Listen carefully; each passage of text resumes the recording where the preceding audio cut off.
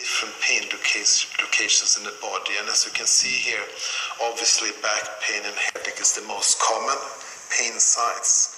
But then if you look at facial pain and TMD, chest and abdominal pain, it's in the same range, and that means that approximately 12% anyway, according to this study, have then pain in the facial area. And that's quite a large proportion. And there's a number of other studies all around the world who show approximately 10 to 50% have pain. It's more common among females. It's both among adults and adolescents, and it seems to be most in the age between 20 and 50 years, so in their reproductive years.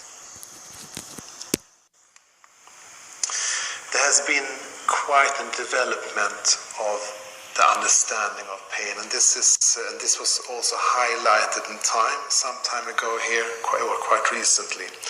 And what they wanted to highlight was that in the understanding of pain there has been a shift. And the shift is that it used to be that pain is just a symptom, but what we know now is that actually pain is a disease. If I do an analogy, if you have a periodontal disease, you have bone loss, and in pain, what you can see is that you have alterations. You have a loss in the matter, the gray and white matter of the brain. So you can see alteration, early aging of the brain in patient. Pain is not only to try to minimize and reduce the symptoms of pain, but also to prevent that pain will develop.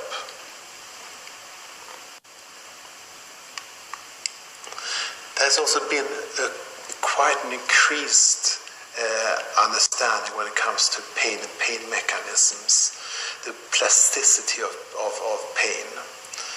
And we know that often pain coexists, so that we don't have chronic pain in one place. It often coexists with pain in other parts of the body.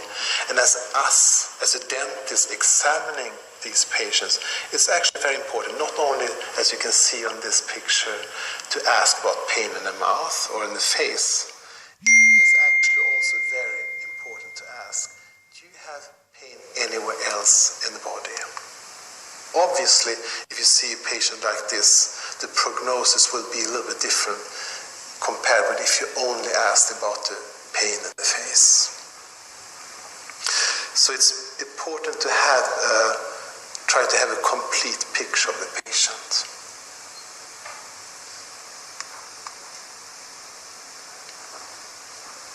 This is an illustration of the pain pathways. And when we do something in the periphery, we drill into the tooth, we extract, we will evoke sensations which will be transmitted along the nervous fibers, the A delta, and the C fibers from the periphery to the central nervous system in the brainstem, and then we continue up to the brain and up to the cortex. But what is really important to highlight is that there will be some changes on the way. And these changes on the way can either be that the pain is increased or it can be decreased. And we know that emotions, expectations, and pain memory will change and alter the pain sensation. So when we look at the brain and we look on the context of the pain sensation, which is very personal, is the personal experience of pain, it actually is the interaction between these three parts. It's the nociception. What is nociception? It would be how intense is the pain, what's the character of pain, where's the localization of pain, but also here it's the affective part of pain, the emotions, depression, anxiety, as well as cognitions, belief, coping, cultural aspects. These three things, they interact with each other and gives a complete picture. And what is really interesting is that there actually are studies which have shown that in acute pain, actually the major activity is in the nociceptive part. So when we look at fMRI, what's happening, the activity in the brain, actually nociception, acute pain. But when we have chronic pain, suddenly this part is the nociceptive part is less highlighted, and actually affective and cognitive parts is increased. What does this mean? It means that it's really important that you try to have a holistic view of the patient when you look at the patient, when you examine the patient. And in pain medicine, it's been highlighted very much. This is not only in oro-facial pain, it's in pain medicine overall, and in medicine, that you have to try to look at the patient from a biobehavioral pain model, which means that when you do the examination of the patient, obviously you have to do very thorough examination. You have to do a thorough examination of the joints, of the muscle, of the nervous system to render a diagnosis. But you also need to assess pain, mood, and pain consequences. If the pain, how the pain affects the patients in the daily living, how the moods are. Because that has an impact on treatment plan and definitely on prognosis. So if you want to be successful treating patients with chronic pain, it's really important. You have to look out from a biobehavioral point of view, have this model. Look at both biology and psychosocial issues. Oops.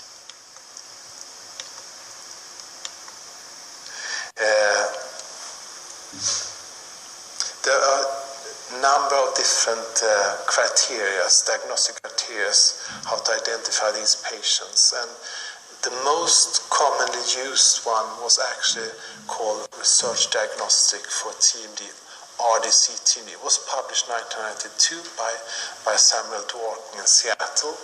It's one of the most cited articles in the dental literature, actually.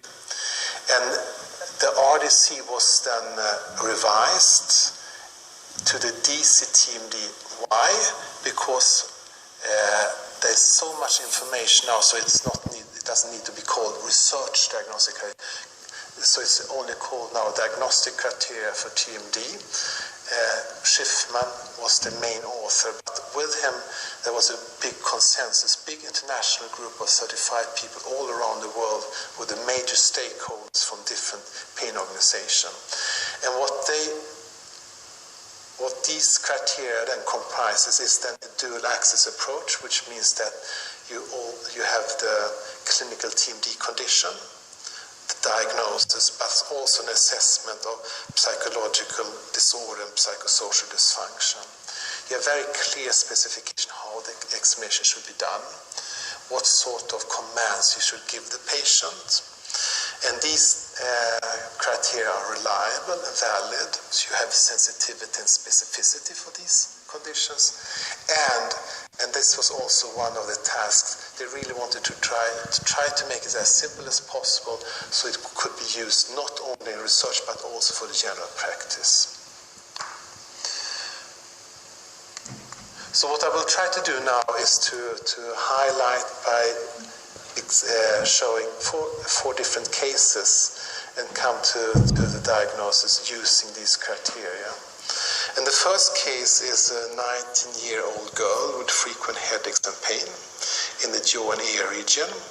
The pain is recurrent and high in the morning. Ear, nose, and throat status is normal.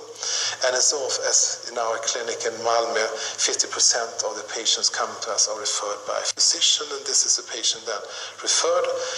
Well, the question is, could this be dental cause? And I think this is quite a good case because this is a case which you probably would have in your general practice also. Obviously, you sit down with the patient, you take a good case history with the patient. But in addition, what we do with all the patients is that they receive a questionnaire which they will fill in.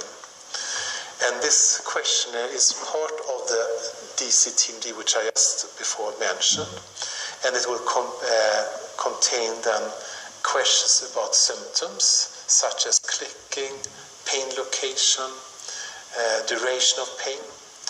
It's questions about pain intensity, about jaw function, such as eating over apple. There's a behavioral checklist, which is question about bruxism and daily parafunctions, how it impacts daily activities, and then psychosocial health. And this is actually very helpful to have, because the patient will fill in and you will have a profile of the patient. And all these instruments which are used are reliable. The DC-TeamD, or the RDC-TeamD, which was a prior version, was translated to over 20 languages. The DC-TeamD, which is now very new, there's about 25 translations going on right now in different countries. There's the English version, and you have the website. You can download all the information free of charge. There's also videos how to do the examination, so on. So how would a clinical examination be performed?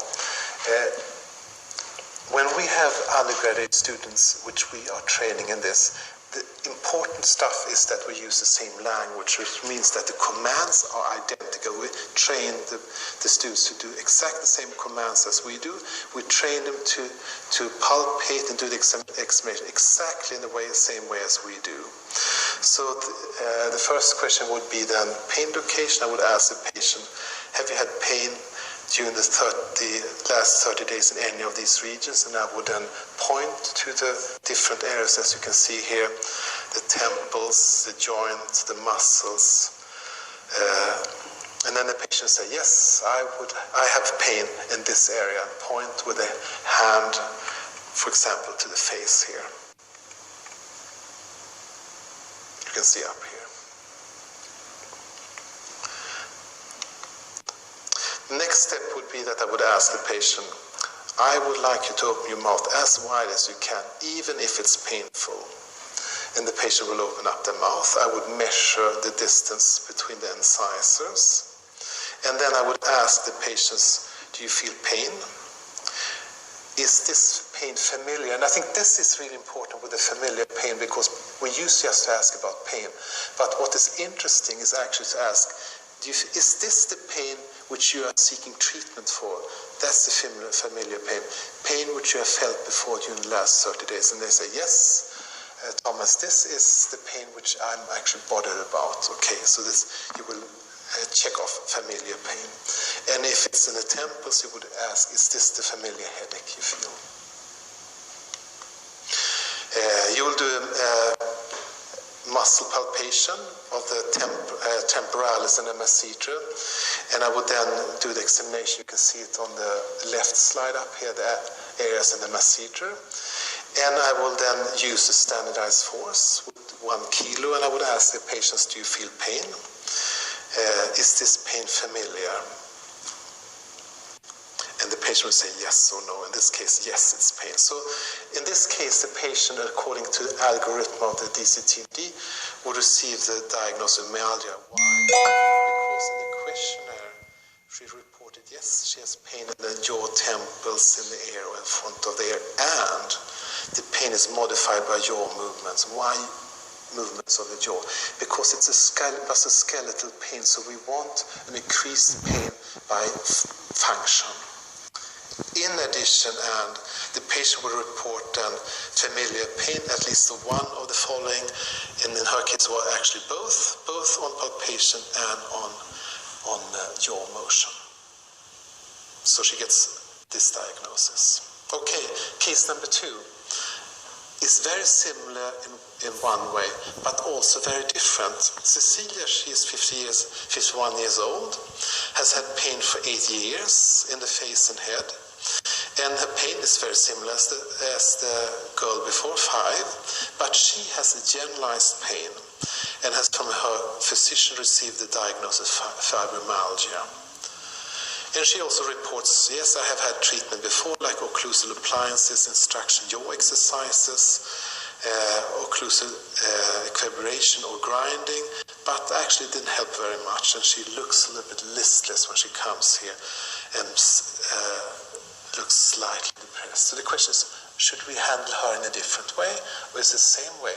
Actually, when I did the examination, it turned out she gets exactly the same diagnosis, because she reports pain in her face, she has pain when she moves her jaw, and she is also pain on palpation, so she gets the diagnosis myalgia. But there is a difference, and the difference is here that when I look at the pain drawing, you can see she has generalized pain. She already mentioned that previously.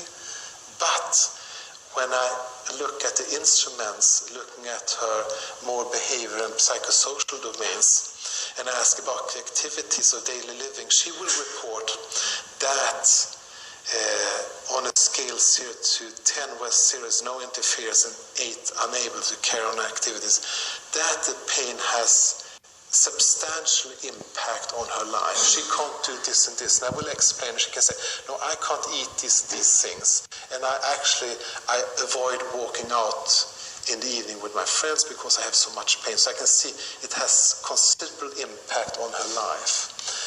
And then when I look at the Patient Health Questionnaire 4, which is a short version, this is the instrument which is used very much in the medical field. And you can see the question, over the last 2 weeks, how often have you been bothered by the following problems? And you can see some of the question here, feeling nervous, very high here, not being able to stop controlled worrying, also high. Little interest or pleasure in doing things, also very high. Feeling down, depressed or hopeless, also very high. A patient like this obviously doesn't feel very well. Now, as a dentist, how should I use this? And I think it's really important that we are very clear on that. As a dentist, I don't put the diagnosis, psychiatric diagnosis, don't do that. But I get a score using a reliable, valid instrument. And I can use this by asking the patient, I can see that you don't feel well. Have you talked to your doctor about this? Or would you like me to refer you to somebody? Because if you feel like this, I understand that you're very worried and you feel down. And I think you need to take care of this before I do, as a dentist, something for the pain here in the face. So in this case, it's actually very important then to try to collaborate and work multidisciplinary. In this case, it would be, for example, to refer to a pain clinic or to a physician, where most likely the patient would receive some sort of pharmaceutical treatment, most likely some sort of psychological help, perhaps cognitive behavioral therapy. Anyway, the key point here is you have to work with somebody else here. This is interdisciplinary. You can't do it yourself, or you just refer the patient. But try to identify this patient before you start doing another splint, another treatment, because it's doomed, it's not going to work, you're not going to be successful. Next case is a girl, Johanna, 19 years old. She calls a dental clinic because she has acute pain. She's upset because she has not been able to open her jaws wide the last few days. She's unable to take a bite of an apple since it's painful, and she's actually very worried. Young girl, normally young girls shouldn't have pain. Suddenly she can't open up, and you can see the anxiety, feel anxiety in the phone call when she calls. So the question is, if you look here at the picture, you can see that on the pain drawing, the pain is localized very closely to the joint and the area in front of the ear.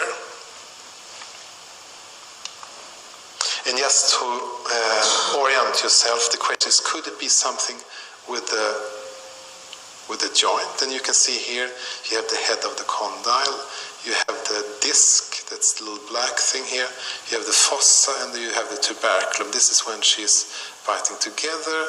Here you have what's happening when she's opening up. This is under normal conditions. So the question is, could it be a locked jaw where the disc is in front of the joint here when she bites together, but is also in front of the joint when she opens up? And looking at the diagnostic criteria, first at the history, yes, she reports jaw lock or catch so that the mouth won't open all the way, and limitation opening severe enough to limit jaw opening, interfere with the ability to eat? Yes, on both of these two things. And in addition, less than 40 millimeters opening. Now, can I be sure that this diagnosis is correct? Yes, clearly you can quite sure when it comes to if it's acute, you can see the sensitivity and specificity. But to be really sure, you have to take an MRI of the patients. In Malmö, we only take an MRI if we know that it's going to be a change in the therapy. If there's not going to be a change in the therapy, it's no point to do an expensive examination because you're going to anyway treat the patient.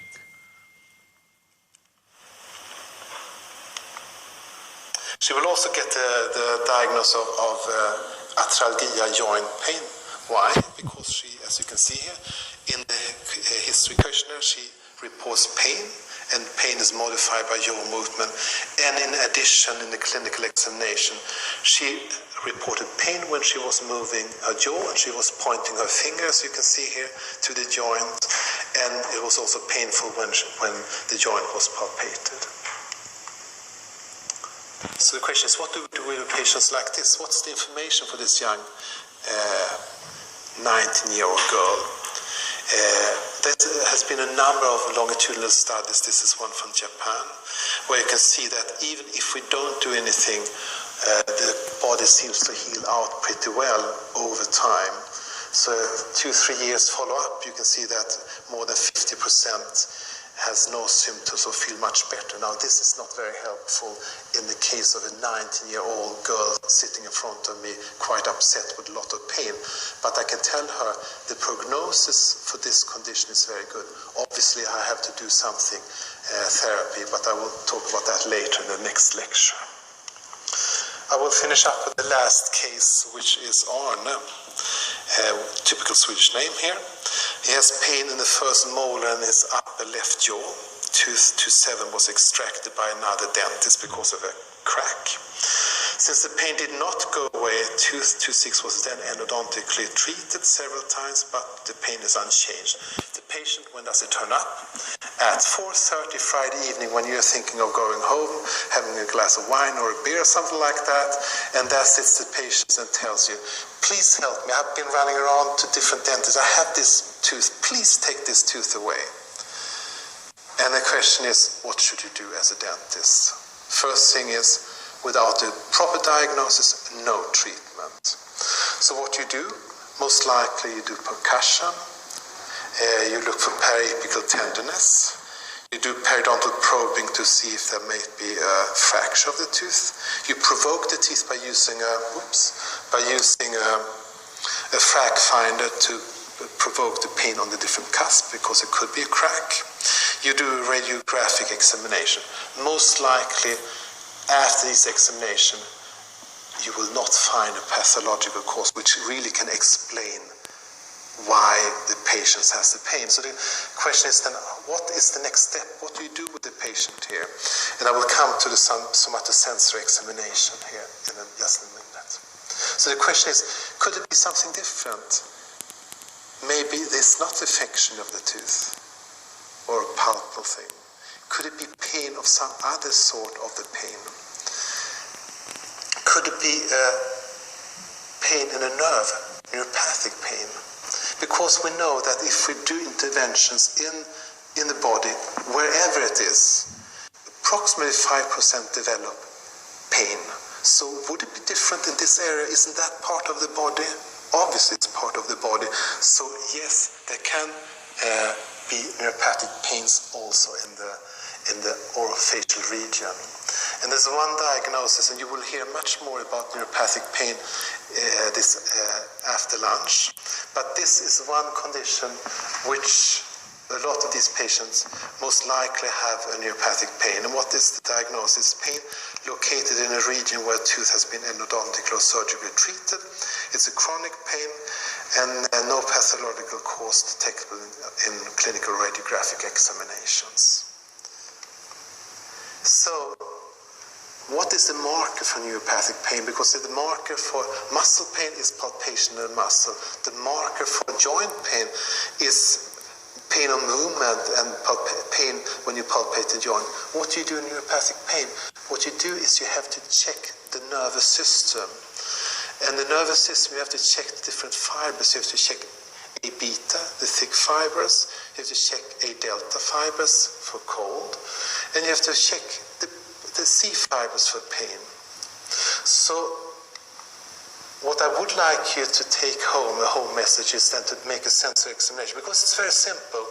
That's what the neurologists do when they examine patients for neuropathic pain, like diabetic neuropathies and things like that. And what you do is you compare the healthy side with the painful side, and you use 3 simple tools.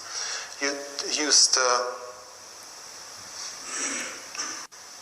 Q-tip, where you slide on the healthy side and ask the patient to compare with the painful side and ask, is there any difference between the healthy side and the painful side?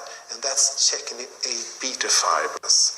Next thing is that you take the cold spatula, which you also have in your office, and you hold it against the healthy side.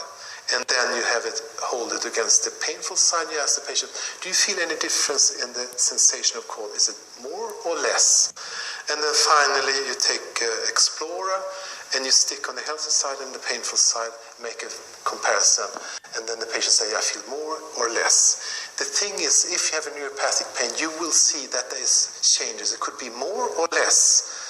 And it can vary between different fibers, but you will see that the ecosystem is out of order. And that's a sign that it may be a neuropathic pain. What you also can do with Arne, after hearing the very nice presentation by Dr. Cavan before here, is to do a block of the nerve. Why? Because you can tell. And if you do the block to the patient, it turns out that more than 50% will not respond to pain. Will not help. And you can then tell Arne here, Arne, you know that normally when I do dental procedure, I use local anesthetic. Yes. Does local anesthetic help when I drill into it? Yes. And you came to me today and you had pain. And yes, he will say yes. And I gave you a block. That's correct. And you told me that actually your pain did not go away. That's also correct. So I understand that you have a pain, but since I can't block it away, I know that the pain is not in the tooth, so I can't take your tooth away. I understand, but it's somewhere else in the nervous system, because the examination previously actually has shown that there is something not correct in the nervous system. Therefore, I'm going to refer you to some other specialists to take care of you. And I think that the patient, which normally just is shopping around and don't understand this, you could use this as a pedagogical tool to explain for the patient why this is necessary. And you can go home and have your glass of wine and your glass of bottle of beer and feel pretty good anyway. And I think that it's going to be a good meeting. We have looked quite a lot of these patients in Malmö, and this is patients which often are quite dissatisfied with the dental treatment they have had previously, because the dentist doesn't understand what the kind of pain is, and the patient is frustrated why the dentist doesn't pull away more teeth.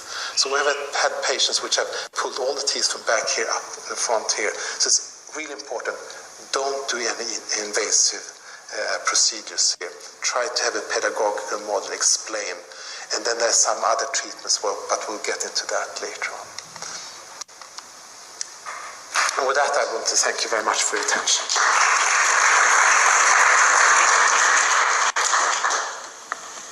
Thank you very much, Professor Liss, for an excellent presentation. As I could apply that phrase to both the other presentations this morning. We're going to not have the discussion, because I know you probably like a cup of coffee at this stage, but I'm sure the speakers will be available there if you have any burning issues that you want to, that was a pun by the way, if you have any questions that you want to ask them at that time. I'd ask you if you could be back in your seats by 11, and for those in Sweden that would be 12, and look forward to seeing you back here then. Thank you.